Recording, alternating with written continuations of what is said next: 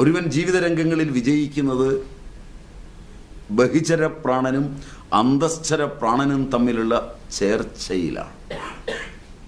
ഒരുവൻ കുഴിച്ചുവെക്കുന്ന ചെടി മറ്റൊരുവൻ കുഴിച്ചുവെക്കുന്നതിനേക്കാൾ അവൻ കൊടുത്തിടത്തോളം വളം കൊടുക്കാതെ വളരുന്നതും അത് പ്രയോജനപ്രദമാകുന്നതും അവൻ്റെ ശ്വാസനിശ്വാസങ്ങളുടെ കണക്കിലാണ്.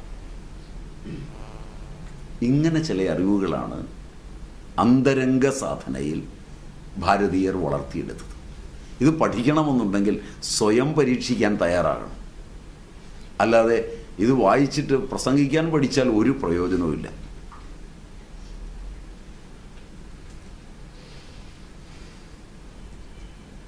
ഇത് തൻ്റെ തൊഴിലിൽ പ്രയോജനപ്പെടുത്താൻ പറ്റുമോ എന്നറിയാൻ പരീക്ഷിച്ചു നോക്കിക്കഴിഞ്ഞ് മാത്രമാണ് തീരുമാനമെടുക്കാൻ പറ്റുന്നത്. ഇത് പ്രാണായാമം കൊണ്ടാണ്. പ്രാണന്റെ ഇന്ദ്രിയമാണ് ആത്മാവ്. വിഷയങ്ങളിലേക്ക് സദാ പോകുന്നതും ബന്ധിക്കുന്നതുമാണ് ഇന്ദ്രിയങ്ങൾ. പഴയകാലത്ത് അമ്മമാർ ഇന്ദ്രിയങ്ങളെ യമിക്കുന്നതിനാണ് ചില പ്രത്യേക രുചികൾ ഉണ്ടാക്കി കുട്ടികൾക്ക് ആഹാരം ഉണ്ടാക്കി കൊടുത്തത്. കാരണം അവർക്ക് തൻ്റെ വീട്ടിൽ നിന്ന് പുറത്തിറങ്ങിയാൽ അറപ്പുണ്ടാകണം. ആരോഗ്യത്തിന് അത് അനിവാര്യമാണ്. എൻ്റെ അമ്മ എനിക്ക് ആഹാരം തന്നു, എൻ്റെ രുചികൾ അനുസരിച്ചുള്ള കാര്യങ്ങളൊക്കെ ഉണ്ടാക്കി തന്ന ഒരു പ്രത്യേകതരം രുചിയെ. ഏതാണ്ട് 6 രസങ്ങളാണ്. 6 രസങ്ങളുടെ കോമ്പിനേഷനുകൾ നിങ്ങൾ എടുത്ത് പഠിച്ചാൽ, പെർമ്യൂട്ടേഷൻ എടുത്ത് പഠിച്ചാൽ 63 രസങ്ങളാണ്. 6 രസങ്ങൾ വ്യത്യസ്ത അനുപാതത്തിലായാൽ അപരിസംഖ്യേയങ്ങളാണ്.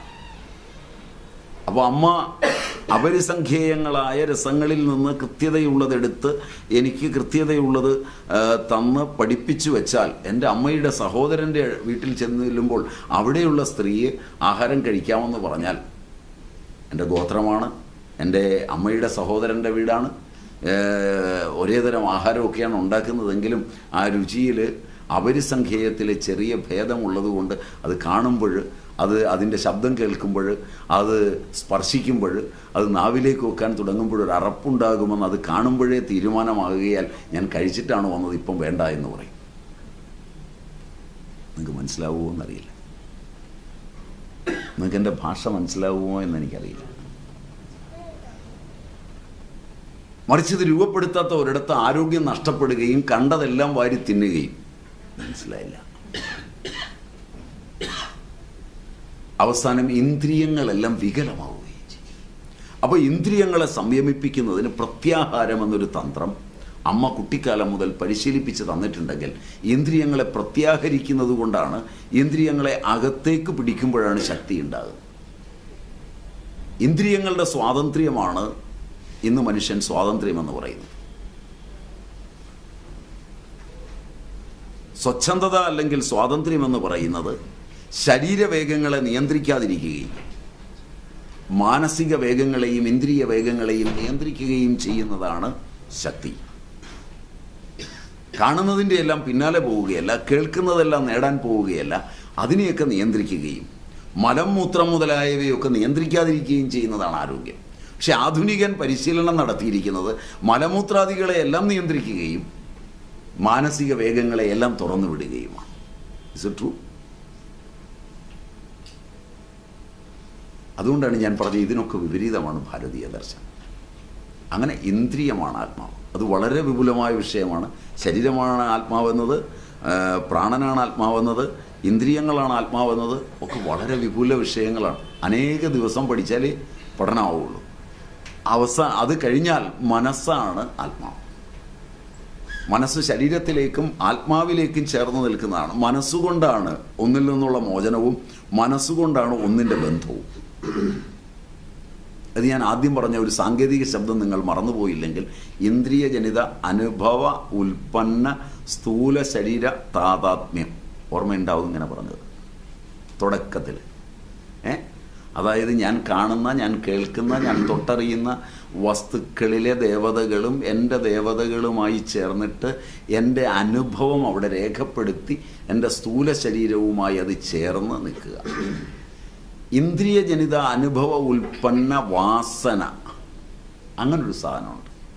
ഒരിക്കൽ അനുഭവം ഉണ്ടായതിൻ്റെ സ്മരണ അനേക ജന്മങ്ങളിലേക്ക് നിൽക്കുക.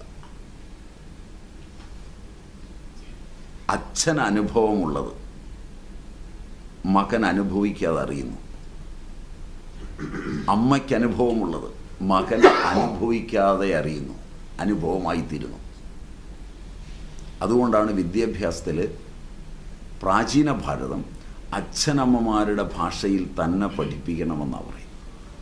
കാരണം ലിംഗങ്ങൾ അതിൽ മാത്രമേ ഉള്ളൂ.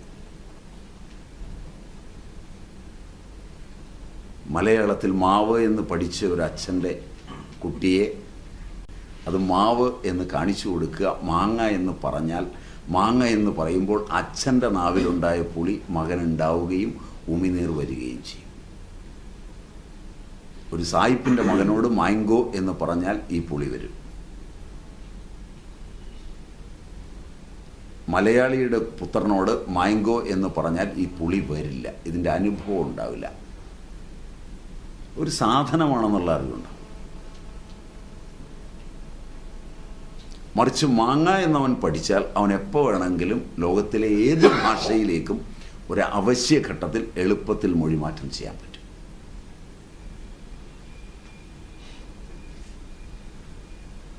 അതുകൊണ്ടാണ് അതിന് ലിംഗം എന്ന സംസ്കൃതത്തിൽ അർത്ഥം പറയുന്നത്. കാരണം ലിംഗ്വിസ്റ്റിക്സ് എന്ന് ഇംഗ്ലീഷിൽ പറയുന്നത്. വിദേശ രാജ്യങ്ങളിലൊക്കെ, വികസിത രാജ്യങ്ങളിലൊക്കെ മലയാളികൾ പോയി താമസിക്കുമ്പോൾ അവരുടെ കുട്ടികളെ അവിടെ പഠിപ്പിക്കണമെങ്കിൽ ഒരു ഭാഷാ അധ്യാപകൻ അനിവാര്യമാണ്. ഇന്ത്യയിൽ മാത്രമാണ് വിദേശ ഭാഷകൾക്ക് അമിത പ്രാധാന്യമുള്ളത്. നിങ്ങൾക്ക് ലോകത്തെവിടെയും അന്വേഷിക്കാം. സിംഗപ്പൂർ, ഇംഗ്ലണ്ട്, അമേരിക്ക, സ്വിറ്റ്സർലൻഡ് ഒക്കെ അന്വേഷിക്കാം. ഞാൻ പറഞ്ഞത് നുണയാണോ? അവിടുത്തെ ഗവൺമെൻറ്റുകൾ പോലും സമ്മതിക്കില്ല. ഒരു തമിഴിൻ്റെ കുട്ടി അവിടെ പഠിക്കാൻ ചേർന്നാൽ തമിഴ് ഭാഷ പഠിപ്പിക്കുന്ന ഒരു അധ്യാപിക അല്ലെങ്കിൽ അധ്യാപകൻ ആ സ്കൂളിൽ അനിവാര്യമാണ്. അതിന് കാരണം നമ്മളുടെ തലച്ചോറിന് അങ്ങനെ ഒരു പ്രോഗ്രാമിംഗ് ഉണ്ട്. അതുകൊണ്ടാണ്. അതിനെ അടിസ്ഥാനപ്പെടുത്തി മനസ്സ് എന്നത് പൂർവജന്മജന്മാന്തരങ്ങളിൽ നിന്ന് കൈമാറി വന്നതാണ്. ബഹുശ്രുതനാണ്. മനസ്സ് ബന്ധത്തിനും പര്യാപ്തമാണ്, മോചനത്തിനും പര്യാപ്തമാണ്. ആ മനസ്സിനെ സംയമിപ്പിക്കണം. അതിന് ധാരണ എന്ന് പറയുന്ന ഒരു പ്രക്രിയയുണ്ട്. നമ്മുടെ വിദ്യാഭ്യാസത്തിന് ഇന്നില്ലാത്തത് അതാണ്, ധാരകത്വം.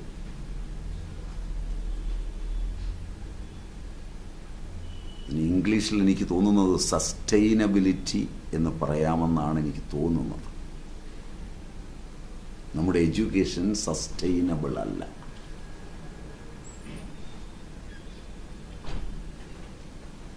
ധാരകത്വം വേണ്ടത്രയില്ല. കാരണം മനസ്സിൻ്റെ തലങ്ങളിൽ അത് വിജയകരമല്ല. ധൃതി ധാരണയോഹോ, ധരിക്കുന്നതുകൊണ്ട് ധാരണ എന്ന് പറയുന്നു. ആ പ്രക്രിയ കൊണ്ടാണ് മനസ്സിനെ നിയന്ത്രിച്ചെടുക്കുന്നത്. അത് കഴിഞ്ഞാലാണ് ബുദ്ധി. ഇവിടം വരെ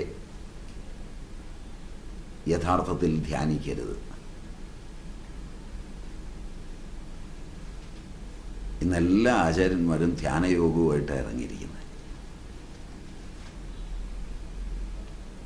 ധ്യാനിച്ചാൽ നിങ്ങളുടെ ഓജസ് ക്ഷയിക്കും. ഓജസ് ക്ഷയിക്കുകയില്ലാതെ ഒരു നേട്ടവും കിട്ടില്ല. ഓജ ക്ഷീയേത ക്രോധ ക്ഷുത് ധ്യാന ശോക ശ്രമ ആദിഭിഹി വാഗ്പടൻ. ധ്യാനം, ശോകം, ശ്രമം ഇവയെല്ലാം ഓജസ്സിനെ ക്ഷയിപ്പിക്കും.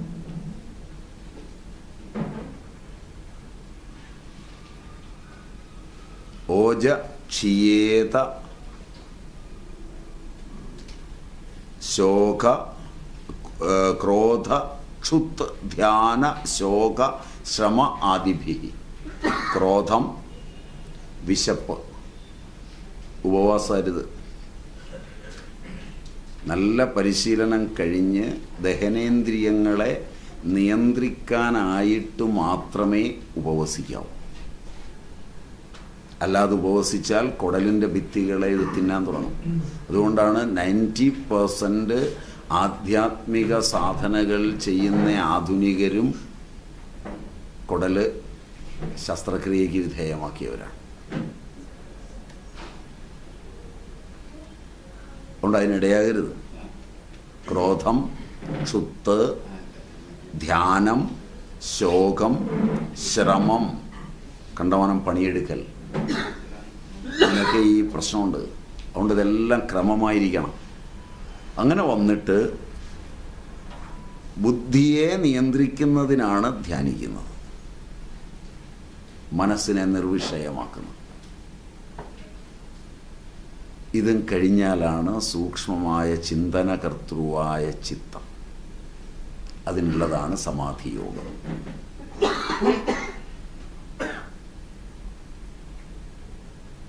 ഇവിടെ എത്തുമ്പോൾ ആത്മസംയമ യോഗത്തിൻ്റെ പടവുകളായി ആത്മസംയമനമായി, ആത്മസംയമനം ലഭിച്ചാൽ അവൻ പൂർണ്ണ മനുഷ്യനായി. ഇങ്ങനെ മനുഷ്യനെ പരിശീലിപ്പിച്ചെടുക്കുന്നതാണ് സനാതനധർമ്മം.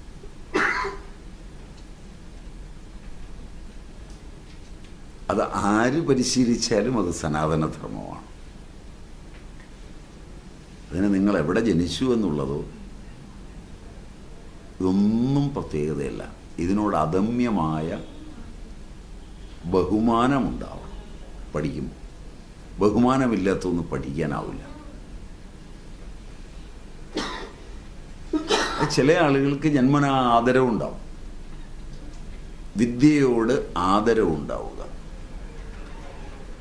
ശ്രുതി അനുസരിച്ച്, വേദമനുസരിച്ച് വിദ്യാ ബ്രാഹ്മണമാജഗാമ ശേവുധിഷ്ഠേസ്മി രക്ഷമാം അസൂയകായമാ തഥാ വീര്യവർത്തമാം. വിദ്യ തന്നെ ദേവതയുടെ രൂപം കൈക്കൊണ്ട് ബ്രാഹ്മണന്റെ സവിധത്തിലെത്തി ആചാര്യനായ അവനോട് പറഞ്ഞു, ഞാൻ അങ്ങയുടെ നിധിയാണ്. എന്നെ വീര്യവത്താക്കുന്നവന് മാത്രമേ കൊടുക്കാവൂ, അസൂയയുള്ളവന് കൊടുക്കരുത് എന്നാവശ്യപ്പെട്ടു എന്നാണ് പറയുന്നത്. ഇത് സ്മൃതിയിലും കാണാം. വിദ്യാ ബ്രാഹ്മണം ഏത്യാഹ, ഒരല്പം ഭേദമേ ഉള്ളൂ.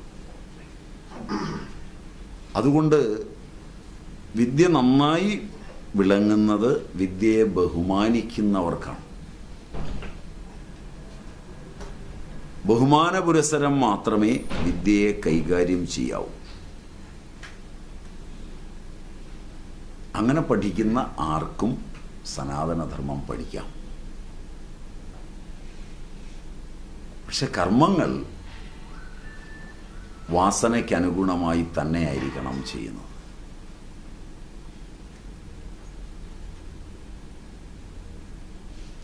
സ്വവാസന, അതിന് സ്വധർമ്മം എന്ന് പറയും. അത് ബീജത്തിൽ കിടക്കുന്നതാണ്. ഇന്ദ്രിയജനിത അനുഭവ ഉൽപ്പന്ന വാസന അനുദ്ബുദ്ധ കാരണ ശരീരം. അതാണ് കർമ്മമായി പ്രകടമാകുന്നത്. എല്ലാ കർമ്മവും അവിചാരിതവും യാദൃച്ഛികവുമാണ്.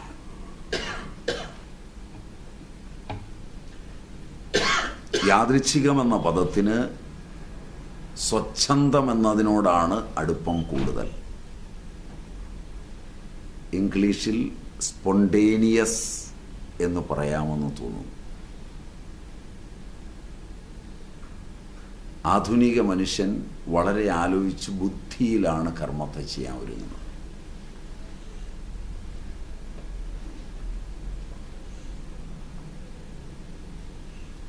അതുകൊണ്ടാണ് നിങ്ങൾക്ക് തൊഴിൽ കൂടുന്നത്. അവൻ ചെയ്ത ബുദ്ധി കൊണ്ട് ചെയ്ത കർമ്മങ്ങളെയാണ് നിങ്ങൾ കോടതിയിൽ അഴിക്കാൻ ശ്രമിക്കുന്നത്. സ്വച്ഛന്തമായ ഒരു കർമ്മത്തിൽ നിന്നും പാപമുണ്ടാവില്ല. സ്വച്ഛന്തമായ കർമ്മങ്ങൾക്ക് തെറ്റുവരില്ല.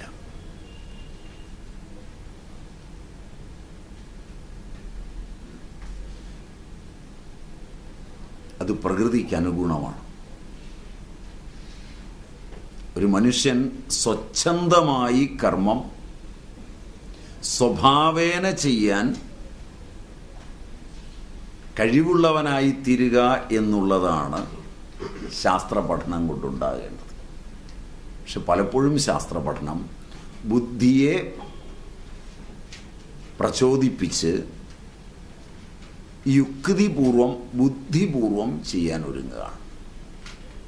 കുടുംബങ്ങളൊക്കെ ഭാര്യയും ഭർത്താവും വിദ്യാഭ്യാസം നേടിയാൽ പിന്നെ സംഭാഷണം വരെ യുക്തിപൂർവമാണ്. ഒരു നിലാവ് ആസ്വദിക്കാൻ പറ്റില്ല, ഒരു കവിത വരില്ല, ജീവിതത്തിൽ ഒരു തമാശയില്ല. സ്വച്ഛന്തത വരുമ്പോൾ ഹ്യൂമറസ് ആയിത്തീരും. മറ്റുള്ളവരെ ചിരിപ്പിക്കുന്ന രംഗങ്ങളിലെ കലാകാരന്മാരുടെ ഹ്യൂമറുകൾ വരെ വളരെ പരിശീലനത്തിന് ശേഷം റിഹേഴ്സൽ കഴിഞ്ഞു വരുന്നതാണ്. അതവർക്ക് ആസ്വദിക്കാനാവില്ല. നമുക്ക് പറഞ്ഞാൽ മനസ്സിലായോ എന്നറിയില്ല. ചിലർക്കാകട്ടെ സ്വച്ഛന്തമായി വരും. LNTയുടെ ചാർജിലിരുന്ന ഫീൽഡ് മാർഷൽ, പേര് നിങ്ങൾ ഓർക്കുന്നുണ്ടാവും, മനക്ഷ, ചാർജ് വിടാൻ പോവാണ്.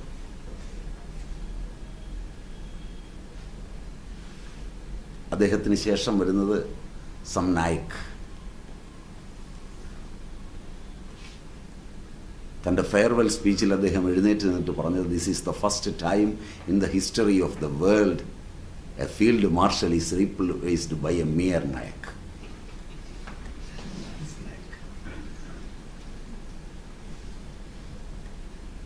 അത് സ്വച്ഛന്തമായി വരുന്നത്. അതുകൊണ്ടായിരുന്നവർക്കെല്ലാം ആസ്വദിക്കാനാവും. അദ്ദേഹത്തിനും ആസ്വദിക്കാനാവും, കേൾക്കുന്നയാളിനും ആസ്വദിക്കാനാവും.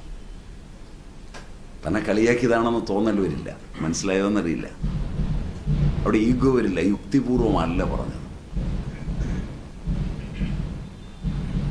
അത് സ്വച്ഛന്തമാണ് വരുന്നത്. ഒരു സ്റ്റേജ് മഹാനായ ജ്ഞാനിയായ തത്വചിന്തകനായ ഭാരതീയവും പാശ്ചാത്യവുമായ ഭാഷകളിലും തത്വചിന്തകളിലും പരിനിഷ്ണാതനായ യൂറോപ്പിലെ നൂറുകണക്കിന് യൂണിവേഴ്സിറ്റികളിൽ പ്രൊഫസറായ നിത്യചൈതന്യതി. അതേ വേദിയിൽ വി കെ എൻ എഴുന്നേറ്റ് പ്രസംഗിച്ചൊരു പർട്ടിക്കുലർ പോയിന്റിൽ വന്നപ്പോൾ പറഞ്ഞു, അതാണ് ചതി, നിത്യചൈതന്യ ചതി. ആദ്യം ചിരിച്ചത് യതിയാണ്. നിങ്ങൾക്ക് മനസ്സിലാവുമോ എന്നറിയില്ല. അത്ര ലാളിത്യം, ശിശുസഹജമായ ലാളിത്യത്തിലേക്ക് മനുഷ്യൻ വരികയും ശൈശവ സഹജമായി കാര്യങ്ങളെ ചെയ്യാൻ കഴിയുകയും സ്വച്ഛന്തമാവുകയും ചെയ്യുക.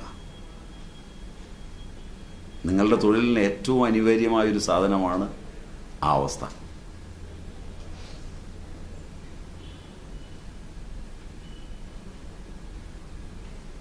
ഹ്യൂമർ അതിൻ്റെ പരിപൂർണതയിൽ അറിയുമെങ്കിൽ നിങ്ങൾ തോറ്റുപോയാലും നിങ്ങളുടെ കക്ഷിക്ക് വലിയ വേദന ഉണ്ടാവില്ല. കാരണം മുടക്കിയ കാശിനുള്ളത് ചിരിച്ചല്ലോ എന്നുള്ള സമാധാനത്തോടെയെങ്കിലും അവൻ. കാരണം ജീവിതത്തിൽ അത്യപൂർവമായി കിട്ടുന്നതാണ് ഉള്ളിന് സന്തോഷിക്കാൻ പറ്റുന്നത്. ആ ഒരു അവസ്ഥയിലേക്ക് മാനവനെ എത്തിക്കുന്നതിനുള്ള അന്തരംഗ സാധനയോടു കൂടിയതാണ് ഭാരതീയ വിദ്യകൾ. എങ്ങനെ പഠിക്കും? ആഗ്രഹിച്ചാൽ പഠിക്കാൻ പറ്റുമെന്നാണ് അതിൻ്റെ ഉത്തരം. ഇതിന് ജിജ്ഞാസ മാത്രമാണ് വഴി. ജിജ്ഞാസ ഇല്ലാതെ ഇത് പഠിക്കാൻ ഇറങ്ങിത്തിരിച്ചാൽ ഒന്ന് പഠിക്കാൻ പറ്റില്ല, രണ്ട് അറിയാവുന്നവരുടെ അടുക്കൽ ചെന്ന് പറ്റുകയില്ല, പിന്നെ കുറ്റം പറഞ്ഞ് നടക്കേണ്ടി വരും. അറിയാവുന്നവർ ഒട്ടേറെയുണ്ട്, പക്ഷെ അവരൊന്നും അറിയപ്പെടുന്നവരായിരിക്കില്ല.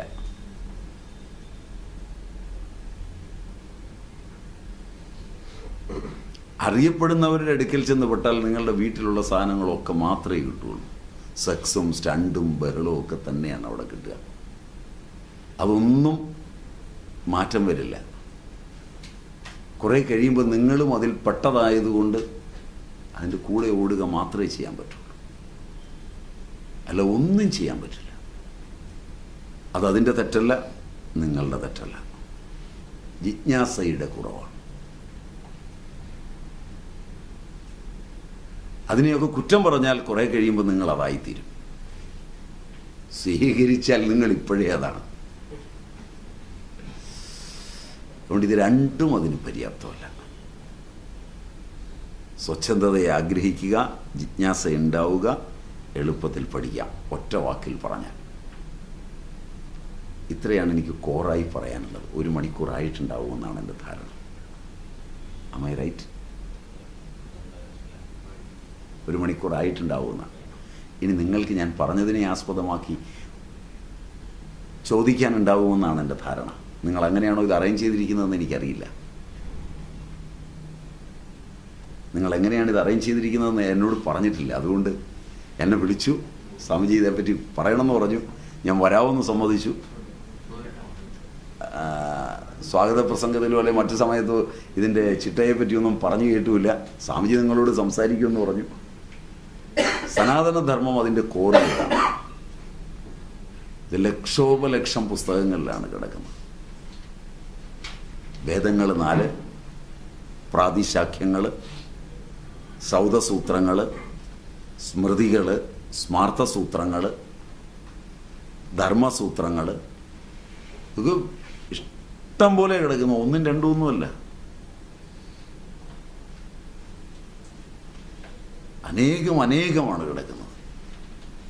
പ്രകാശനം ചെയ്യപ്പെട്ടവ, അപ്രകാശിതങ്ങളായവ എന്ന് പറഞ്ഞാൽ താളിയോലയിലൊക്കെ കിടക്കുന്നവ പല ആചാര്യന്മാരും എടുത്ത് ഉദ്ധരിച്ചവ. അപ്രകാശിതമെന്ന് പറയുമ്പോൾ അതെങ്ങനെയാണ് അറിഞ്ഞത് എന്ന് ചോദിച്ചാൽ ആ അപ്രകാശിതമാണ്, പക്ഷേ അവയെക്കുറിച്ചുള്ള റെഫറൻസ് ഉണ്ട്. പണ്ടുണ്ടായിരുന്നു, ഇപ്പം ഇല്ല. അങ്ങനത്തെ കാറ്റലോഗുകളുണ്ട്.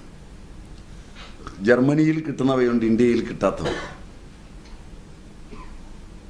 രാധാക്രാന്ത, സൂര്യക്രാന്ത മുതലായ ദേശങ്ങളിൽ കിട്ടുന്നവയുണ്ട്, വിയറ്റ്നാം മുതലായ രാജ്യങ്ങളിൽ. ഇന്ത്യയിലെ പല സ്ഥലങ്ങളിലും കിട്ടാത്തവയുണ്ട്. അതുകൊണ്ടിത് ഏതൊക്കെ രാജ്യത്ത് വരെ വ്യാപിച്ച് കിടന്നിരുന്നു, എവിടെയൊക്കെ ഉണ്ട് അങ്ങനെയുള്ള ഗ്രന്ഥങ്ങൾ വളരെ. പിന്നെ ഇതിഹാസങ്ങൾ, രാമായണവും മഹാഭാരതവും, 18 പുരാണങ്ങൾ, ഉപപുരാണങ്ങൾ, വേദങ്ങളും ഉപവേദങ്ങളും. അതുകൂടാതെ ഉപവേദങ്ങളായ ആയുർവേദം, ധനുർവേദം, ഗന്ധർവവേദം, സ്തപത്യവേദം, അതുകൂടാതെ ആയുർവേദ സംഹിതകൾ, സുശ്രുതൻ്റെ, ചരകൻ്റെ, ഹാരീതൻ്റെ, നിമിയുടെ ഒക്കെയായിട്ടുള്ള സംഹിതകൾ. അത് വളരെ വിപുലമായി എല്ലാ ശാഖയിലും. ഒരു ശാഖയിൽ ആയുർവേദം മാത്രമല്ല, ആർക്കിടെക്ചറിലും മറ്റും മയമതവും വിശ്വകർമാവിനാൽ പ്രോക്തവും ഒക്കെയായ ഒട്ടേറെ കാര്യങ്ങൾ, അവയുടെയൊക്കെ പ്രത്യേകതകൾ. ഒരു വീട് വയ്ക്കുമ്പോൾ സൂക്ഷിച്ചില്ലെങ്കിൽ അത് മതിയാവും നിങ്ങളുടെ ജന്മം കളയാൻ. സാക്ഷാൽ ശ്രീകൃഷ്ണൻ അഗ്നിയിൽ നിന്ന് രക്ഷിച്ച മയനെ കൊണ്ടുണ്ടാക്കിയ കൊട്ടാരത്തിലാണ് പാണ്ഡവന്മാർ ജീവിച്ചത്. ആ കൊട്ടാരമാണ് മഹാഭാരത യുദ്ധത്തിന് കാരണം. കാരണം അതിൽ രാജസൂയം നടക്കുമ്പോൾ സ്ഥലജല വിഭ്രാന്തി ഉണ്ടാക്കുന്ന ഭാഗത്തുകൂടി നടന്നു വരുന്ന ദുര്യോധനൻ സ്ഥലമാണെന്നോർത്ത് മുണ്ടുപൊക്കി പിടിക്കുമ്പോൾ, ജലമാണെന്നോർത്ത് മുണ്ട് പൊക്കി പിടിക്കുമ്പോൾ ജലമില്ലാത്തിടവും, സ്ഥലമാണെന്നോർത്ത് മുണ്ട് പൊക്കാതെ വരുമ്പോൾ കഴുത്തറ്റം വെള്ളത്തിലും വീഴുമ്പോൾ മുകളിൽ നിന്ന് ചിരിച്ച പാഞ്ചാലിയുടെ ചിരിയിൽ നിന്നാണ് വസ്ത്രാക്ഷേപം തുടങ്ങിയ മുഴുവൻ കർമ്മങ്ങളും ഉണ്ടാകുന്നത്. വീട് വെക്കുമ്പോൾ സൂക്ഷിച്ചു കൊള്ളുവാനുള്ളൊരു ഓർമ്മിപ്പിക്കലും കൂടിയാണ്. അന്യർക്ക് അസൂയ വരുമാറ് നിങ്ങൾ പെയിൻ്റ് അടിക്കുമ്പോൾ അന്യർക്ക് അസൂയ വരുമാറ് നിങ്ങൾ വീട് വയ്ക്കുമ്പോൾ, അന്യർക്ക് അസൂയ വരുമാറ് അതിനകത്തുള്ള സാധനങ്ങൾ വാങ്ങിയിടുമ്പോൾ, നിങ്ങൾക്ക് ആവശ്യമില്ലാത്ത ഈ സാധനങ്ങളെല്ലാം ഉണ്ടാക്കുന്ന അസൂയയിൽ നിന്ന് നിങ്ങളുടെയും നിങ്ങളുടെ കുട്ടികളുടെയും ജീവിതം എങ്ങനെയെല്ലാം നരകയാതനയുള്ളതാക്കി തീർക്കും നിങ്ങളുടെ ബന്ധുജനങ്ങളെന്ന്, അതും സ്വന്തക്കാരെന്ന് വളരെ കൃത്യമായി പഠിപ്പിക്കുകയാണ് ഇതിഹാസം ചെയ്യുന്നത്. ഇതിഹാസകാരൻ ചില്ലറയൊന്നുമല്ല എഴുതി വെച്ചിരിക്കുന്നത്. അതിൻ്റെ ഐതിഹാസിക തലങ്ങളിലൂടെ കടന്നു പോകുമ്പോൾ വളരെ വലിയ അറിവാണ്, ചെറിയ അറിവല്ല. ഞാനതിലെ ഒരു അംശം മാത്രമാണ് ചൂണ്ടിക്കാണിച്ചത്. വളരെ വിപുലമാണ്. 1,25,000 ശ്ലോകങ്ങളുള്ള മഹാഭാരതം, 56,000 ശ്ലോകങ്ങൾ, 34,000 ശ്ലോകങ്ങൾ യോഗവാസിഷ്ടവും 22,000 ശ്ലോകങ്ങൾ രാമായണവും ഉൾക്കൊള്ളുന്ന അതിബൃഹത്തായ അതിലെ യോഗവാസിഷ്ടം എന്ന് പറയുന്നത് മനുഷ്യ മനസ്സിൻ്റെ ഉള്ളറകളിലേക്ക് കടന്നു ചെല്ലുന്നത് ജാഗ്രതും സ്വപ്നവും സുഷുപ്തിയും മാത്രമല്ല, ജാഗ്രത് സ്വപ്നവും സ്വപ്നജാഗ്രത്തും ബീജജാഗ്രത്തും ഒക്കെ അടക്കമാണ്.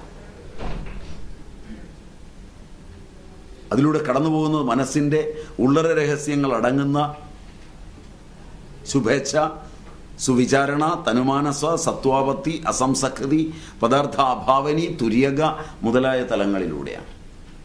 അങ്ങനെയുള്ള യോഗവാസിഷ്ടാദി ഗ്രന്ഥങ്ങൾ,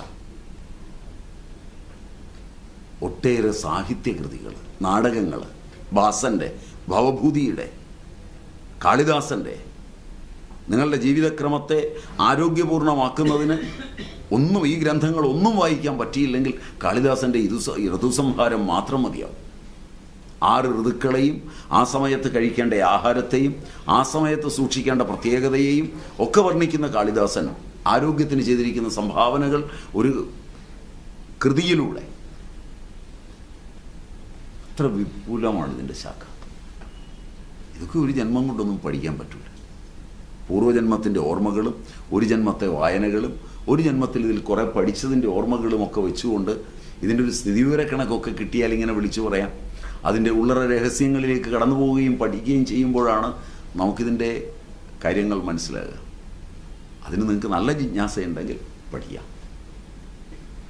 നിങ്ങൾ ചോദ്യം ചോദിക്കാത്തതുകൊണ്ടാണ് ഞാൻ ചോദ്യം ഉന്നയിച്ച് പറഞ്ഞത്. ഒരു കാലഘട്ടം വരെ വാമൊഴിയായിട്ട് മാത്രമാണ് ഈ വിദ്യ പകർന്നിരുന്നത്, പ്രത്യേകിച്ച് വേദങ്ങളും എന്നാണ് കേട്ടിരിക്കുന്നത്. അതെ, ഞാനും ആളുകളിൽ നിന്ന് കേട്ടിരിക്കുന്നത് അങ്ങനെയാണ്. പക്ഷെ എനിക്ക് തോന്നുന്നത് അങ്ങനെ അല്ലെന്നാണ്. കാരണം അതിലെ ജ്ഞാനം വെച്ച് നോക്കുമ്പോൾ വളരെ അഡ്വാൻസ്ഡ് ആണ്. അതുകൊണ്ടാണ് എൻ്റെ വിശ്വാസം അങ്ങനെ അല്ലെന്നാണ്. അതിന് കാരണം സരസ്വതി മഹൽ ലൈബ്രറിയിൽ മാത്രമെത്തി നിങ്ങൾ അവിടെ നിന്നുള്ള താളിയോലകൾ എടുത്ത് നോക്കിയാൽ അത് കാശ്മീരത്തിലെയും മറ്റ് പലയിടത്തെയും താളിയോലകൾ അവിടെ കാണാം. ഈ താളിയോലകളുടെ എല്ലാം ഹാൻഡ് റൈറ്റിംഗ് ഒന്നാണ്.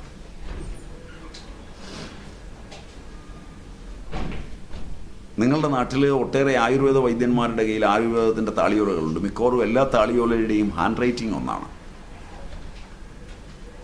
നാരായം കൊണ്ടൊരു വ്യക്തി ഇരുന്ന് എഴുതിയാൽ ഇത്ര ചതുരവടിവിൽ ഇത്ര കൃത്യതയുള്ള അക്ഷരത്തിൽ എങ്ങനെയാണ് ബ്രഹ്മലിപിയായാലും സാരസ്വത ലിപിയായാലും സംസ്കൃത ലിപി, അതായത് ദേവനാഗരി ആയാലും തമിഴായാലും തെലുഗു ആയാലും എങ്ങനെയാണ് ഇത്ര കൃത്യമായ വടിവിൽ എഴുതുന്നത്?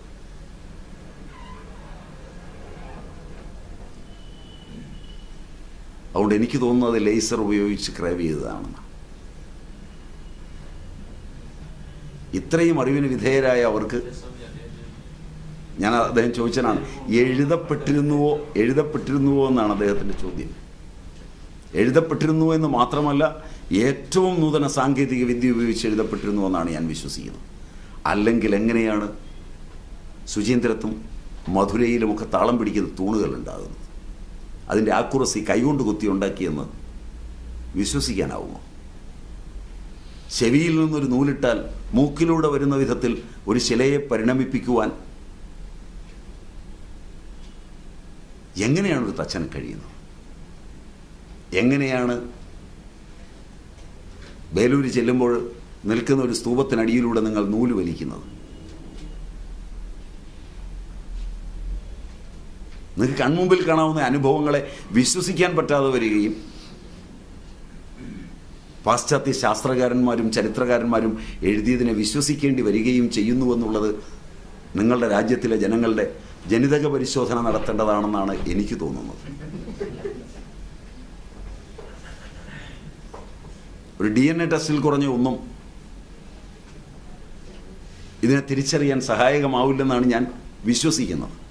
അതെൻ്റെ ഒരു വിശ്വാസം മാത്രമാണ്. കാരണം നിങ്ങൾ പോയി തഞ്ചാവൂർ ചെന്നിട്ട് തഞ്ചാവൂർ ക്ഷേത്രത്തിൻ്റെ മുകളിലിരിക്കുന്ന ഒറ്റ കല്ല് എങ്ങനെയാണ് മുകളിൽ കയറ്റും? ഏത് സാങ്കേതിക വിദ്യ ഉപയോഗിക്കും? എൻ്റെ ഓർമ്മ ശരിയാണെങ്കിൽ നിങ്ങളുടെ ഒരു ചാനൽ, അതിൻ്റെ പേര് ഡിസ്കവറി, അവരെഴുതി വെച്ചിരിക്കുന്നത് ഇത് വളരെ ദൂരത്തിൽ 1000 കിലോമീറ്റർ അകലെ നിന്ന് മണ്ണിട്ടൊരു റോഡുണ്ടാക്കി ആനയെ കൊണ്ട് വലിപ്പിച്ച് ആ റോഡിലൂടെ പൊക്കത്തിൽ കൊണ്ടുപോയി അത് വെച്ചിട്ട് ഈ മണ്ണ് മുഴുവൻ മാറ്റിയെന്നാണ്. അത്രയും ബുദ്ധി ഉപയോഗിക്കാൻ അറിയാവുന്നവന് അതിനിസാരമായി കയറ്റാനുള്ള വിദ്യ അന്ന് അറിയില്ല എന്ന് പറയുന്നവനാണോ മൂഢൻ എന്നാണ് ആലോചിക്കുന്നത്. കാരണം നമ്മൾ പലതും ബുദ്ധിപൂർവ്വം വ്യാഖ്യാനിക്കാൻ പോകുമ്പോൾ നമ്മുടെ പരിമിത ബുദ്ധിയിൽ നിന്നാണ് നമ്മൾ വ്യാഖ്യാനിക്കുന്നത്. എത്രയോ കൊട്ടാരക്കെട്ടുകൾ ബേലൂരിൽ, ഹലേബീഡുവിൽ,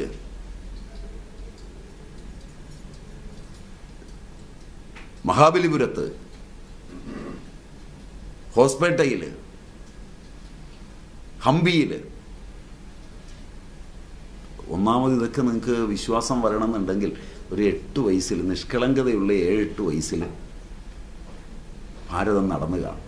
ദൈവാധീനത്തിന് നമ്മുടെ നാട്ടിലെ പിള്ളേർക്കതിൽ യോഗമില്ല. കാരണം അച്ഛൻ്റെയും അമ്മയുടെയും കാശുകൊണ്ടാണ് പുട്ടടിക്കുന്നത് വരെ. പിന്നെ എങ്ങനെ പോകാൻ പറ്റും? ഒരു ഹിലെയർ ബെല്ലക്കിനോ സോമർസെറ്റ് മോമിനോ TH ലാറൻസിനോ പറഞ്ഞിട്ടുള്ളതാണ്, ഇന്ത്യക്കാരന് പറഞ്ഞിട്ടുള്ളതല്ല. ഞാനങ്ങനെ സഞ്ചരിച്ചിട്ടുള്ളത് കൊണ്ടാണ് പറഞ്ഞത്. ഒരു 7-8 വയസ്സിൽ നിങ്ങളുടെ കുട്ടികളെയെങ്കിലും ഭാരതം കാണാൻ വിടണം. നിങ്ങളൊന്നും പഠിപ്പിക്കണ്ട, സ്കൂളിൽ വിടണ്ട, അവൻ ജീവിച്ചോളും. ഈ പറഞ്ഞ സ്ഥലങ്ങളിലൂടെ അവനെ കൊണ്ടുപോയി നേരിട്ട് കാണിക്കുക, അല്ലാതെ പുസ്തകം വായിച്ച് കാണാൻ പഠിപ്പിക്കുകയല്ല. നേരിട്ട് കാണുക. എന്തോ കൊണാർക്കിലും ഐഹോളിലും പട്ടടക്കല്ലിലും ശിലകളിലും മറ്റും ദേവതാളങ്ങൾ ആലപിക്കുമ്പോൾ അത് ചെവി കൊണ്ടൊന്ന് കേൾക്കാൻ, അവിടുത്തെ പ്രകൃതിയും അവിടുത്തെ മനുഷ്യനും അവിടുത്തെ ജീവജാലങ്ങളും അവിടുത്തെ ശിലകളും ഇഴുകിച്ചേർന്ന് നിൽക്കുമ്പോൾ ഒന്ന് സഞ്ചരിച്ചു നോക്കിയാൽ നിങ്ങൾക്ക് ബോധ്യമാവും, ഇന്ന് കാണുന്ന എല്ലാ സാങ്കേതിക വിദ്യയെയും വെല്ലുന്നത് പലതും ഈ നാട്ടിലുണ്ടായിരുന്നുവെന്ന്. അതുകൊണ്ട് ഞാൻ വിശ്വസിക്കുന്നത് അതൊന്നും കൈകൊണ്ട് എഴുതിയതല്ലെന്നാണ്. എനിക്കങ്ങനെ വിശ്വസിക്കാനാണ് ഇഷ്ടം. അത് വിശ്വാസം മാത്രമാണ്, നിങ്ങൾ തെളിവായൊന്നും എടുക്കണ്ട. കാരണം വിശ്വാസത്തിന് എല്ലാ യുക്തിയേക്കാളും ശക്തി കൂടുതലാണെന്നാണ് എൻ്റെ അമ്മ പറഞ്ഞ് ഞാൻ കേട്ടിട്ടുള്ളത്. യുക്തി വിശ്വാസമാകുന്നില്ലെങ്കിൽ അന്ധമാണ്. വിശ്വാസമായി ഉറച്ചിട്ടുള്ളത് യുക്തിപൂർവം അല്ലെങ്കിലും അത് ആനന്ദമാണ്. നിങ്ങൾക്ക് സമ്മതമാകുമെന്നറിയില്ല.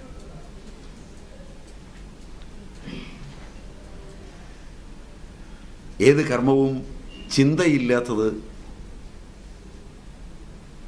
അപകടമാണ്. ചിന്ത കർമ്മമില്ലാതെ വന്നാൽ മറ്റുള്ളവർക്കെങ്കിലും അപകടമില്ല.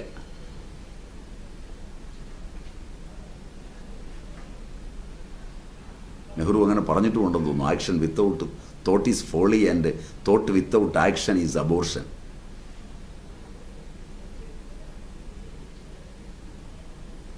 ചോദ്യത്തിന് ഉത്തരമായോ എന്ന് എനിക്കറിയില്ല.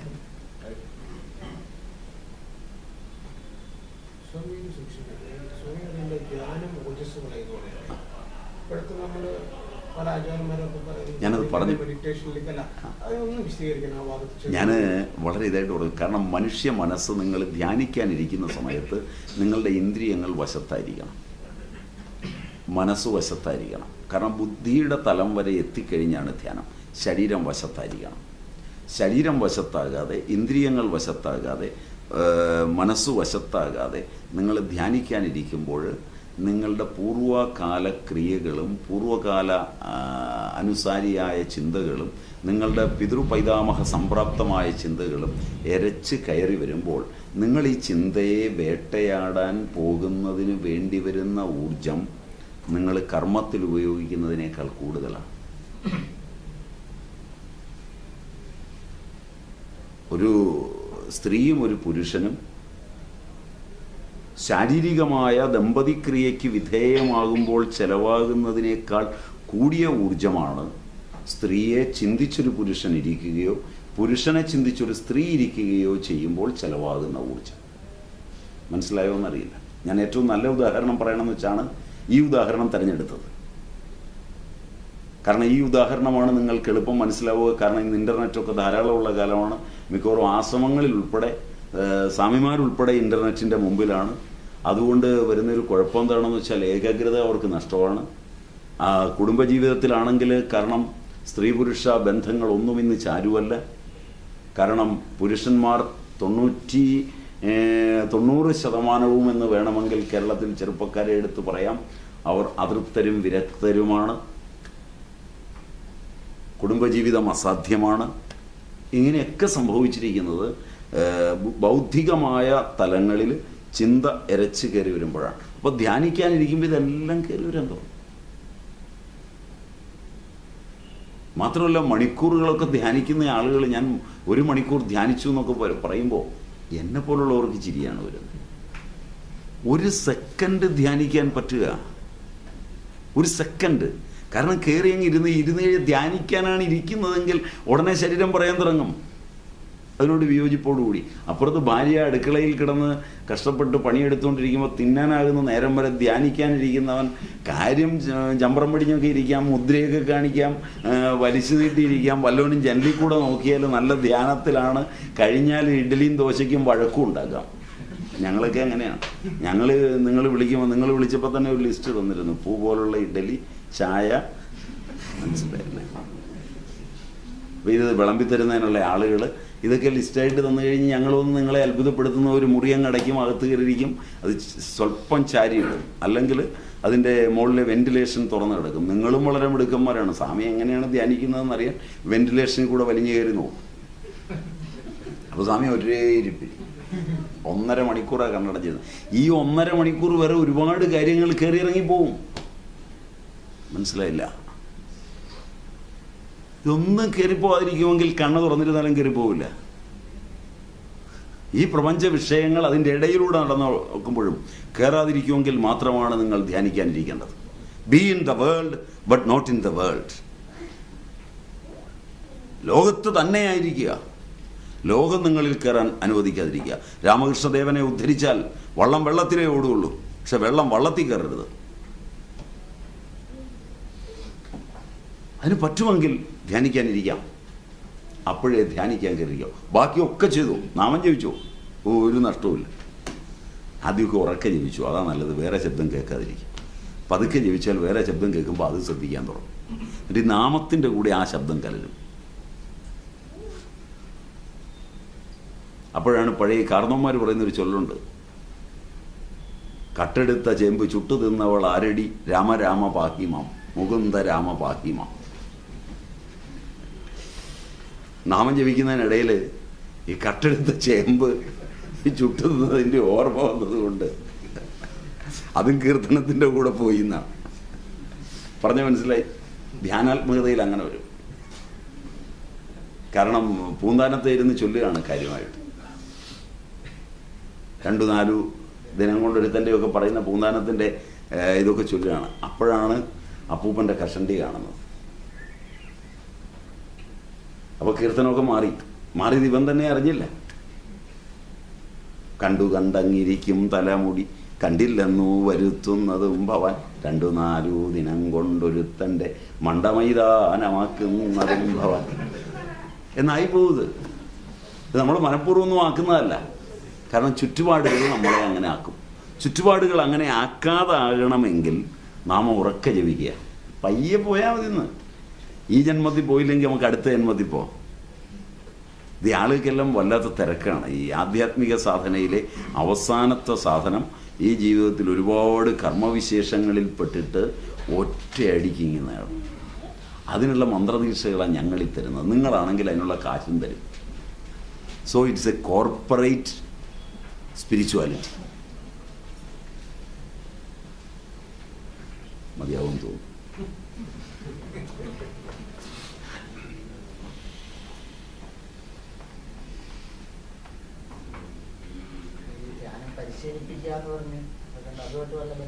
സ്വച്ഛന്തമായി വന്നു ചേരുകയാണ് അതിനെടുപ്പോഴി.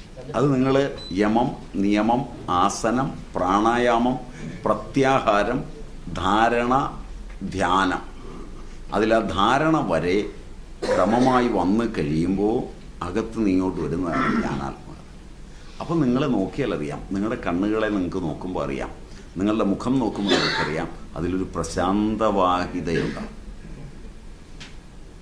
ചുറ്റുപാടുകൾ നിങ്ങളെ അത്ര വേഗമൊന്നും ചലിപ്പിക്കില്ല. അപ്പോൾ വീട്ടുകാരാണെങ്കിലും പറയാൻ തുടങ്ങുക, അരകല്ലിന് കാറ്റ് പിടിച്ച പോലെ ഇരിക്കുകയാണ്. ഒന്ന് കുലുങ്ങണല്ലോ ഈ മനുഷ്യൻ. ബാക്കിയുള്ളവർ ഇവിടെ കിടന്ന് എന്തെല്ലാം കാണിച്ചിട്ട് ഒരനക്കമില്ല, അതിലും അനക്കമില്ല. അത് പറഞ്ഞ അനങ്ങുമെന്ന് വിചാരിച്ചിട്ടാണ് പറയുന്നത്. പത്തരൊരു പ്രശാന്തമാക്കിത്തവർ.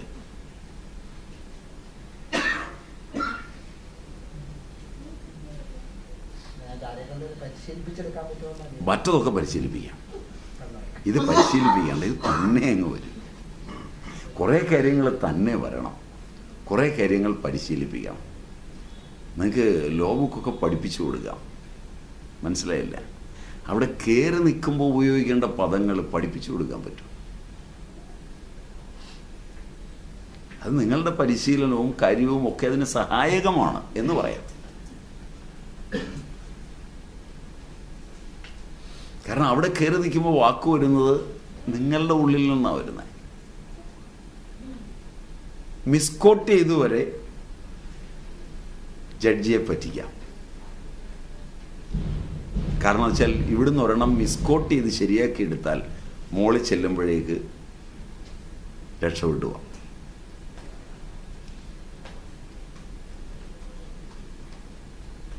മിസ്കോട്ട് ചെയ്തതാണെന്ന് അങ്ങേര് പോലും അറിയില്ല. അതിൻ്റെ പ്രസൻറ്റേഷൻ്റെ പ്രത്യേകത കൊണ്ട് അത് പഠിപ്പിച്ചു വിടാൻ പറ്റുമോ? അതൊക്കെ സമർത്ഥന്മാർ ചിലപ്പോൾ ഉപയോഗിക്കുന്ന കാര്യങ്ങളാണ്.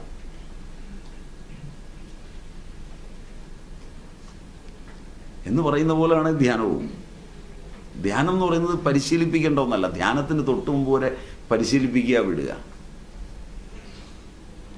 പിന്നുള്ളത് ഇവൻ തന്നെ ചെയ്യും.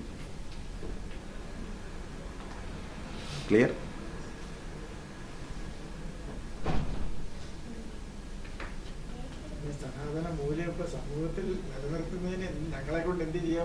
സനാതന മൂല്യം നമ്മൾ നിലനിർത്തണ്ട, കാരണം അത് സനാതനമാണ്. അതായത് അതിൻ്റെ ഉദാഹരണം പറയാവുന്നത്, നിങ്ങൾ പശ്ചിമഘട്ടം സംരക്ഷിക്കേണ്ട. എന്താ കാരണം എന്ന് വെച്ചാൽ, പശ്ചിമഘട്ടം നിങ്ങൾ തുറന്നാൽ അതിൽ മത്സ്യങ്ങളുടെ അവശിഷ്ടങ്ങളുണ്ട്. അപ്പോൾ അത് പണ്ട് മലയായിരുന്നില്ല. പണ്ട് വേറെ എവിടെയോ ഉള്ളൊരു മല ഇതുപോലെ കുറേ പേര് കയറി നശിപ്പിച്ചപ്പോൾ അവനെ ഉൾപ്പെടെ തൂക്കിക്കൊണ്ടുപോയതാണ് ആ അവശിഷ്ടങ്ങൾക്ക് കാരണം. മനസ്സിലായില്ല? പശ്ചിമഘട്ടം സനാതനമാണ്, അവിടെ ഉണ്ടായിരുന്നത് ഇപ്പോൾ ഇവിടെയുണ്ട്. മനസ്സിലായില്ല? ഇനി അവിടെ കയറി നശിപ്പിക്കാൻ ചെന്നാൽ നിങ്ങൾ ഉൾപ്പെടെ അങ്ങ് തീർന്ന് ഇതിൻ്റെ ഭാഗമാകുമെന്ന് മാത്രമല്ലാതെ സനാതനധർമ്മത്തെ ലച്ചിപ്പേൻ എന്ന് പറഞ്ഞ് ചാന്നാനായി പോകണ്ട. പകരം എനിക്ക് സനാതനധർമ്മത്തെ ഉൾക്കൊള്ളണമെന്ന വിനയത്തോടെ പോയാൽ സനാതനധർമ്മത്തിലെ അംശങ്ങൾ എനിക്ക് പഠിക്കണം, എൻ്റെ കുട്ടികളെ പഠിപ്പിക്കണം, എൻ്റെ പാരമ്പര്യത്തിൽ ഇതുണ്ടാവണം എന്നതാണ് എളുപ്പവഴി. മറ്റത് സനാതനമാണ്. സനാതനം രക്ഷിക്കാൻ വഴിയുമായി ആരെങ്കിലും പോകുന്നുവെന്ന് പറയുന്നത് തന്നെ അത് സനാതനമല്ല എന്നുള്ളതിൻ്റെ തെളിവാണ്. മനസ്സിലായില്ല? കാരണം ഞാൻ സനാതനധർമ്മത്തെ രക്ഷിക്കാൻ ഇറങ്ങിയിരിക്കുകയാണ്. അപ്പോൾ ഈ സനാതനം എന്ന് പറയുന്ന പദത്തിൻ്റെ അർത്ഥം എന്താണ്?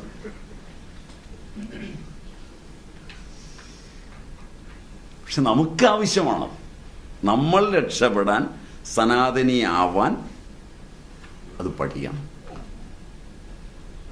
ക്ലിയർ? പഠിക്കാനൊരു താല്പര്യം വന്നു കിട്ടിയാൽ പെട്ടെന്ന് പഠിക്കും. ഇതിലെ ഗ്രന്ഥങ്ങൾ കൂടുതലും സംസ്കൃതത്തിലാണ്. അതിൻ്റെ കോറ് കിട്ടണമെങ്കിൽ ഒരല്പം സംസ്കൃതം വേണം. നിങ്ങൾക്കത് ബുദ്ധിമുട്ട് വരില്ല. നിങ്ങൾക്കതിനൊരു എളുപ്പവഴിയുണ്ട്. നിങ്ങൾ വക്കീലന്മാർക്ക് നിങ്ങളാദ്യം ഇന്ത്യ സ്വതന്ത്രമാകുന്ന കാലത്തെ അതിപ്രശസ്തങ്ങളായ ഒരു 3-4 വിധികളുണ്ട്. അവയെല്ലാം സംസ്കൃതത്തിലാണ്. അത് നിങ്ങൾക്ക് വായിച്ചാൽ പെട്ടെന്ന് മനസ്സിലാവും. കാരണം സാങ്കേതികമായിരിക്കുന്ന ഒന്ന് മനസ്സിലാകുമ്പോൾ ഭാഷ അതിൻ്റെ കൂടെ മനസ്സിലാവും. ഭാഷ മനസ്സിലായിട്ട് സങ്കേതം മനസ്സിലാകാൻ ശ്രമിച്ചാൽ ഒരുപാട് കാലമെടുക്കും. മനസ്സിലായോന്നറിയില്ല. പിന്നെ നിങ്ങൾക്ക് മിതാക്ഷര മുതലായ മനുസ്മൃതിയുടെ വ്യാഖ്യാനങ്ങൾ പഠിക്കുന്ന കാലത്ത് അല്പം റെഫറൻസൊക്കെ കാണും. അതൊക്കെ നിങ്ങൾ ഉപയോഗിക്കുന്ന ഇന്നത്തെ ദായക്രമങ്ങളിലൊക്കെ ഉണ്ട് നന്നായിട്ട്. മിതാക്ഷരയും ദായഭാഗയുമാകുന്ന ഇൻ്റർപ്രിട്ടേഷൻസൊക്കെ ഉണ്ടെന്നാണ് എൻ്റെ ധാരണ. യാജ്ഞവൽക്യനും നാരദനും ശുക്രനീതിയുമൊക്കെ അംബേദ്കർക്ക് നന്നായി അറിയാമായിരുന്നു. അംബേദ്കറെ നിങ്ങൾ അണ്ടർ എസ്റ്റിമേറ്റ് ചെയ്യുന്നു എന്നുള്ളതാണൊരു അപകടം. കാരണം ഇന്ത്യയുടെ രാഷ്ട്രഭാഷ സംസ്കൃതമാക്കണമെന്ന് പറഞ്ഞത് 2 പേരാണ്. അതൊന്ന് അംബേദ്കറാണ്, 2 അബ്ദുൽ കലാം ആസാദ്. 2 പേരും ഇതിന് ബാഹ്യമാണ് ഒരർത്ഥത്തിൽ. Am I right? എന്നാൽ ജന്മബ്രാഹ്മണരുൾപ്പെടെയാണ് അതിനെതിരെ നിന്നത്. നെഹ്റു ഉൾപ്പെടെയുള്ളവരാണ് അതിനെതിരെ നിന്നത്. ഒരു വോട്ടിൻ്റെ ഭൂരിപക്ഷത്തിലാണ് രാഷ്ട്രഭാഷ സംസ്കൃതം മാറി ഹിന്ദിയാകുന്നത്. ഇതൊക്കെ ചരിത്രത്തിൽ നിങ്ങൾക്ക് അന്വേഷിച്ചു നോക്കാം. 2, നിങ്ങളുടെ രാഷ്ട്രം ജനാധിപത്യത്തിലൂടെയല്ല ആദ്യം കടന്നു വന്നത്. ബ്രിട്ടീഷ് ഭരണത്തിൽ നിന്ന് ജനാധിപത്യ പ്രക്രിയയ്ക്ക് വെളിയിൽ അന്നത്തെ കോൺഗ്രസിൻ്റെ ലീഡേഴ്സായിരിക്കുന്ന കുറേ പേരെ ചേർത്ത് വെച്ച് ജനങ്ങൾ തിരഞ്ഞെടുക്കാതെ ഉണ്ടാക്കിയ ഭരണമാണ് ആദ്യത്തെ ഇന്ത്യൻ ഭരണം. അവിടെ പിന്തുടർച്ചയായി വരുന്നത് ഇന്ത്യൻ സിവിൽ സർവീസാണ്, പിന്നെ ഇന്ത്യൻ അഡ്മിനിസ്ട്രേറ്റീവ് സർവീസ്. അന്നു മുതൽ ഇന്നു വരെ നിങ്ങളുടെ ക്യാബിനറ്റ് റാങ്കുള്ള മന്ത്രിമാരുൾപ്പെടെ ഒരു വാക്ക് പുറത്തേക്ക് ഉച്ചരിക്കണമെങ്കിൽ ബ്യൂറോക്രസി തീരുമാനിക്കുന്നതേ ഉച്ചരിക്കുകയുള്ളൂ. ഇന്ത്യ ജനാധിപത്യ ഭരണത്തിലല്ല, ബ്യൂറോക്രസിയുടെ ഭരണത്തിലാണ്. അതുകൊണ്ടാണ് ഇന്ത്യയുടെ രാഷ്ട്രപതി, മുൻ രാഷ്ട്രപതി ബഹുമാന്യനായ കലാം വിദേശത്ത് പോകുമ്പോൾ അദ്ദേഹത്തെ നിന്ദിച്ചത് ഈ രാജ്യത്തിനൊരു പ്രശ്നവുമല്ലാത്തപ്പോൾ ന്യായമായ ഒരു കാരണത്തിന് ശിക്ഷിക്കാൻ ഒരുങ്ങുമ്പോൾ ബ്യൂറോക്രസി വളരെ ശക്തമായതുകൊണ്ടും കുടുംബത്തിൽ തന്നെ 3 പേർ ആ വഴിയിലുള്ളത് കൊണ്ടുമാണ് പ്രൈം മിനിസ്റ്റർ ഉൾപ്പെടെ വിറച്ച് കാര്യങ്ങൾ ചെയ്യാൻ ഓടുന്നത്. നിങ്ങൾക്ക് വിയോജിപ്പുണ്ടാകാം എൻ്റെ വാക്കുകളോട്. നിങ്ങൾക്ക് ആലോചിക്കാം. കാരണം നിങ്ങൾ നല്ലപോലെ മനസ്സും ബുദ്ധിയും പ്രയോഗിക്കുന്ന, കോടതികളിൽ ഘോരം വാദിക്കുന്ന ആളുകളാണല്ലോ. നിങ്ങളുടെ തലച്ചോറ് നല്ലപോലെ മതിച്ച് നിങ്ങൾക്ക് ചിന്തിക്കാം.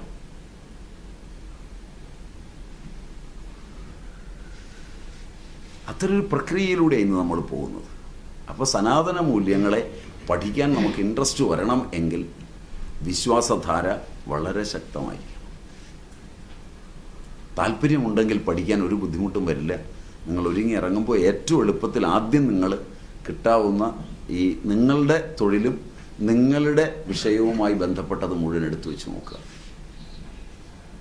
മാത്രമല്ല പലതും നിങ്ങൾക്ക് നിങ്ങളുടെ തൊഴിലിനകത്ത് പ്രയോജനപ്പെടുകയും ചെയ്യും. മാത്രവുമല്ല എത്ര ശക്തമായിരുന്നു പ്രാചീന നിയമങ്ങൾ എന്ന് നിങ്ങൾക്ക് ബോധ്യം. നിങ്ങളുടെ ഒപ്പം ഉള്ള ഒരമ്മ ഒരു സമയത്ത് മനുസ്മൃതി കത്തിക്കണം എന്ന് പറഞ്ഞത് പിതാ രക്ഷതി കൗമാരെ ഭർത്താ രക്ഷതി യൗവനെ പുത്രശ്ച സ്ഥവിരേ കാലെ ന സ്ത്രീ സ്വാതന്ത്ര്യം അർഹതി എന്ന് കണ്ടിട്ടാണ്. അതൊരു നിയമഗ്രന്ഥമാണെന്ന് അമ്മ മറന്നുപോയി.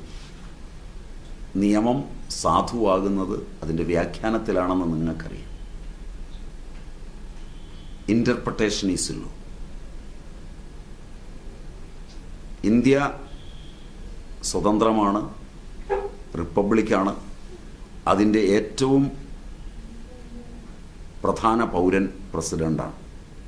Am I right? Am I right? അദ്ദേഹം പാർലമെൻറ്റിൽ വരുമ്പോൾ ഒരു പറ്റം അംഗരക്ഷകരോടൊപ്പമാണ്. സ്റ്റേറ്റുകളിലേക്ക് പോകുമ്പോൾ ഒരു പറ്റം അംഗരക്ഷകരോടൊപ്പമാണ്. വിദേശങ്ങളിൽ പോകുമ്പോൾ ഒരു പറ്റം അംഗരക്ഷകരോടൊപ്പമാണ്. അദ്ദേഹം നിങ്ങളുടെ നാട്ടിൽ ഇതുപോലൊരു സമ്മേളനത്തിൽ വന്ന് നിങ്ങൾക്ക് പരിചയമുള്ള അദ്ദേഹം വന്നിരിക്കണമെങ്കിൽ 3 കാറുകൾ അദ്ദേഹത്തെ പോലെ ആളെ ഇരുത്തി മുമ്പോട്ടും പുറകോട്ടും പോകണം. അദ്ദേഹത്തിൻ്റെ മുമ്പിലും പുറകിലും അംഗരക്ഷകരുണ്ടാകണം. അദ്ദേഹം ഇവിടെ വരുമ്പോൾ ഒന്ന് മൂത്രമൊഴിക്കണമെങ്കിൽ ആദ്യം വളരെ കൂടിയ 2 ഓഫീസർമാർ ചെന്ന് മൂത്രപ്പുരയും ചുറ്റും പരിശോധിച്ച് ചുറ്റും തോക്കുമായി നിന്നിട്ട് വേണം അദ്ദേഹം അകത്ത് കയറി കതകടച്ചൊന്ന് മൂത്രമൊഴിക്കാൻ. അദ്ദേഹത്തിന് ശബ്ദം കൂട്ടി ഒരു അധോവായു വിടാൻ നിവൃത്തിയുണ്ടാവില്ല. ഇത്രയും വലിയ അസ്വാതന്ത്ര്യത്തെയാണ് നിങ്ങൾ പ്രോട്ടോക്കോൾ എന്ന് വിളിക്കുന്നത്. Am I right? എന്തുകൊണ്ടാണ് ഒരു നിയമഗ്രന്ഥത്തിൽ സ്ത്രീക്ക് ഇത്രയും വലിയ പരിഗണന നൽകിയപ്പോൾ സ്ത്രീകൾ പോലും അത് ഉൾക്കൊള്ളാതെ പോയത്? പിതാവ് മകളെ രക്ഷിക്കണം എന്നെഴുതിയാൽ തൻ്റെ ജീവൻ ബലികഴിച്ചും മകളെ രക്ഷിക്കണം പിതാവെന്ന് പറയുന്നത് സ്റ്റാറ്റ്യൂട്ടറിയാണ്. Am I right? അവിടെ പിതാവിനാണോ അസ്വാതന്ത്ര്യം, മകൾക്കാണോ? As per interpretation.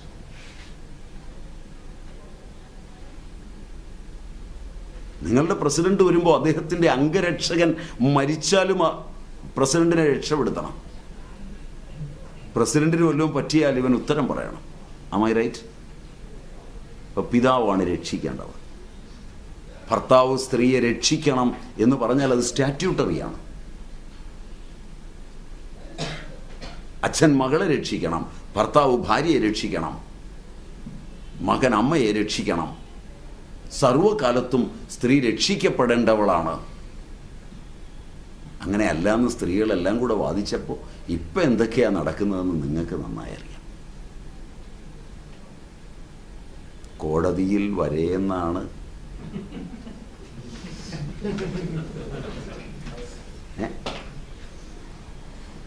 കേൾക്കുന്നത്. നേരോ നുണയോന്നറിയില്ല. മറുപക്ഷവുമുണ്ട്. കാരണം പ്രസിദ്ധങ്ങളായ 2 മന്ത്രിമാരുടെ കേസുകളോട് ബന്ധപ്പെട്ടവരാണ് എന്നുള്ളത് കൊണ്ട് സംശയം ആ വഴിയിലും നിങ്ങൾക്ക് കൊണ്ടുപോകാം. അതുകൊണ്ട് ആലോചിച്ച് നോക്കാം. മതിയാവുന്നതായിരിക്കും. ഇതേ പ്രാചീന നിയമത്തിൽ തന്നെ ഒരു പുരുഷന്റെ മൊഴിക്ക് തുല്യമായി 2 സ്ത്രീകളുടെ മൊഴി വേണമെന്നൊരു പരാമർശം. അതിന് പ്രത്യേക കാരണമുണ്ട്. എന്താ കാരണം എന്ന് വെച്ച് കഴിഞ്ഞാൽ സ്ത്രീകൾ പൊതുവെ കുടുംബം, ഭർത്താവ്, പിതാവ്, മക്കൾ, താൻ ജോലി ചെയ്യുന്ന സ്ഥലം, തന്നോട് പ്രിയപ്പെട്ടവർ, ഇവർക്ക് വേണ്ടി സ്വാഭാവികമായി കള്ളം പറയുമെന്ന്.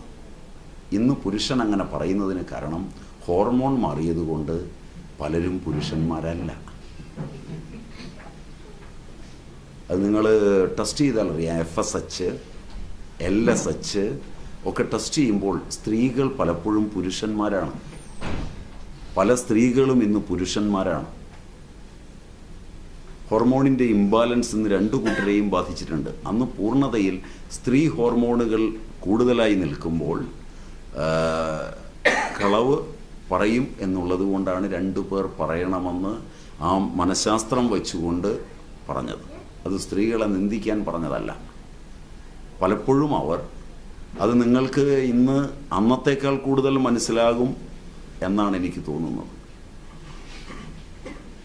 രാധാകൃഷ്ണൻ കൊടുത്ത മൊഴിയും സരിതാ നായർ കൊടുത്ത മൊഴിയും എത്ര പ്രാവശ്യമാണ് മാറിയത് എന്ന് നോക്കിയിട്ട് നിങ്ങൾ തീരുമാനിച്ചാൽ മതി. മനസ്സിലായില്ല. കവിതാപിള്ള കൊടുത്തത് എത്ര പ്രാവശ്യമാണ് മാറിയത് എന്ന് നിങ്ങൾ നോക്കിയിട്ട് തീരുമാനിച്ചാൽ മതി. അതിന് കാരണം പല ഉയരങ്ങളിലേക്കും എത്തുവാൻ സ്ത്രീകളുടെ ആഗ്രഹം കൊണ്ടാണ് പുരുഷൻ പോലും വശംവദനായിത്തീരുന്നത്. സ്വാമിജിമാർ പോലും അതിന് അപവാദമല്ല എന്നുള്ളത് പത്രങ്ങൾ നിർമ്മലാനന്ദയുടെ പേരിൽ യാദൃച്ഛികമായി എൻ്റെ പേര് തന്നെ ഉപയോഗിച്ചിരുന്നു എന്നാണ് ഞാൻ കേൾക്കുന്നത്. മനസ്സിലായില്ല. എൻ്റെ ഫോട്ടോയും സരിത നായരുടെ ഫോട്ടോയും ചേർത്ത് നെറ്റിലിട്ടു ഒരു പത്രമെന്നുകൂടിയാണ് ഞാൻ കേൾക്കുന്നത്. ഞാൻ കാണാറില്ലാത്തത് കൊണ്ടും ഞാൻ അതിലൊന്നും കയറാത്തത് കൊണ്ടും എനിക്ക് ഫേസ് ഇല്ലാത്തത് കൊണ്ട് ഫേസ്ബുക്ക് ഇല്ലാത്തത് കൊണ്ടും ഞാൻ അറിഞ്ഞിട്ടില്ല. അപ്പോൾ അവിടെയൊക്കെ വരുന്നത് ഇത്തരം ഒരു മുഖമാണ്. അതുകൊണ്ടാണ് അവർ അങ്ങനെ പറഞ്ഞത്. അവർ അന്നത്തെ കാലത്തെ നിയമം അനുസരിച്ച് മാത്രവുമല്ല, നിങ്ങൾ ലോകമെമ്പാടും നോക്കുക, പുരുഷന് സ്ത്രീയെ വശീകരിക്കുന്നതിന് വേണ്ടിയുള്ള വേശ്യാലയങ്ങൾ നടത്താനാവില്ല. വികാരമില്ലാതെ ശരീരത്തെയും മനസ്സിനെയും കാര്യങ്ങൾക്ക് വേണ്ടി ഉപയോഗിക്കുവാൻ കഴിയുന്ന വിധം സ്ത്രീ ഉയരെയാണ് പുരുഷനേക്കാൾ. പുരുഷൻ അത്ര ഉയരെയല്ല, പുരുഷൻ വികാരജീവിയാണ്. അതുകൊണ്ടുകൂടിയാണ് അവർ അങ്ങനെ ചെയ്തത്. ക്ലിയർ?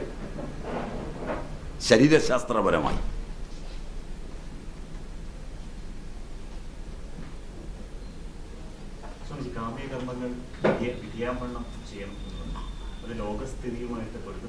ലോകസ്ഥിതിയുമായി അത് പൊരുത്തപ്പെടും. കാരണം എന്താണെന്ന് വെച്ചാൽ, എനിക്കൊരു കാമ്യകർമ്മമുണ്ട്. അത് വിധി അനുസരിച്ച് ചെയ്യുമ്പോൾ ലോകസ്ഥിതിക്ക് തടസ്സമാവില്ല. വിധി ഇല്ലാതെ ചെയ്യുന്നത്, ഇപ്പം എനിക്കൊരാഗ്രഹമുണ്ട്, കുട്ടികൾ വേണം. ജായാമേ സ്യാദ് അധ പ്രജാം പ്രജായേയ. ഒരു ഭാര്യയെ വേണം, കുട്ടി ഉണ്ടാവണം. ആഗ്രഹമുള്ള ഞാൻ പോയി സന്യസിക്കുകയാണ്. അപ്പോൾ എനിക്കൊരു കാമ്യകർമ്മമുണ്ട്, കുട്ടി വേണമെന്നുള്ളത്.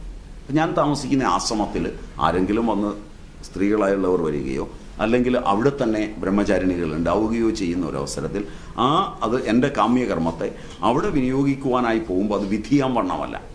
അപ്പോഴാണ് ലോകനീതിക്ക് വിരുദ്ധമാകുന്നത്. വിധിയാൻ വണ്ണം മര്യാദയ്ക്ക് ഞാൻ പോയി ഒരാളെ കണ്ടു, വിധിയാൻ വണ്ണം വിവാഹം കഴിച്ചു, കൂടെ താമസിച്ചു, കുട്ടികളായി, ആർക്കും ഒരു പരാതിയില്ല. ഒരാളും എത്തി നോക്കില്ല. സ്വാമിയാണ് പോകുന്നതെങ്കിൽ കൂടെ ഒരാൾ പോയാൽ ആളുകളൊക്കെ ഒന്ന് എത്തി നോക്കുമ്പോൾ സ്വാമിക്ക് ദേഷ്യം വന്നിട്ട് കാര്യമില്ല. കാരണം എന്ന് വെച്ചാൽ സ്വാമിയും അവരും തമ്മിൽ വേറെ ബന്ധമൊന്നുമില്ലെങ്കിൽ എത്തി നോക്കിയവനും സ്വാമിക്കും സന്തോഷം. മനസ്സിലായില്ല? ഇല്ലെങ്കിൽ സ്വാമിക്ക് ദേഷ്യം വരും. കാരണം അവൻ വിളിക്കും, പൂച്ച പൂച്ച പൂച്ച സന്യാസി എന്നൊക്കെ വിളിക്കും. വിളിക്കുന്ന സമയത്ത് തിരിഞ്ഞു നോക്കുക, മുമ്പേ പോയ ആരെയുമാണ് അവൻ വിളിച്ചത്, നമ്മളെ അല്ല വിളിച്ചതെന്ന് ബോധ്യപ്പെട്ട് ചിരിച്ച് കടന്നു പോവാം. മനസ്സിലായില്ല? ഇല്ലെങ്കിൽ അവനിൽ കിടക്കുന്ന ഒരു ജനിതകത്തിൻ്റെ ഓർമ്മയാണ് വിളിച്ചതെന്ന് കടന്നു പോകാം. ഇത് രണ്ടുമല്ലാതെ തിരിഞ്ഞു നിന്ന് അവനെ രണ്ട് ചീത്ത പറയുകയാണെങ്കിൽ കാമ്യകർമ്മം കിടപ്പുണ്ട്. ആ വിളി അവൻ വിളിച്ചത് റൈറ്റാണ്. ഞാനത് വരവ് വെക്കുകയും ചെയ്തു, സ്വീകരിക്കുകയും ചെയ്തു. അത് വിധിയാൻ വണ്ണമല്ല. ക്ലിയർ? ഞാനീ പറയുന്ന ഉദാഹരണങ്ങളിലൊക്കെ അല്പം ഭാഷ കടന്നു പോകുന്നത് ചിലപ്പോൾ പഠിച്ച സ്ഥലത്തിൻ്റെയോ പാരമ്പര്യത്തിൻ്റെയോ ആയിരിക്കാം. രണ്ടായാലും നിങ്ങൾക്ക് മനസ്സിലാകണം എന്നുള്ളതാണ് എൻ്റെ ഉദ്ദേശം. അതിന് പര്യാപ്തമായിരിക്കുമെന്ന് വിചാരിക്കുന്നു. Am I right? ഇനി ഞാനൊരു ചോദ്യം നിങ്ങളോട് ഇരിക്കാം. നിങ്ങളെന്നെ ക്ഷണിച്ചു, ഞാൻ വന്നു. കുറച്ച് കാര്യങ്ങൾ നിങ്ങളോട് ഞാൻ പറഞ്ഞു. നിങ്ങൾക്ക് പ്രയോജനമുള്ള കാര്യങ്ങളാണോ ഞാൻ പറഞ്ഞത്?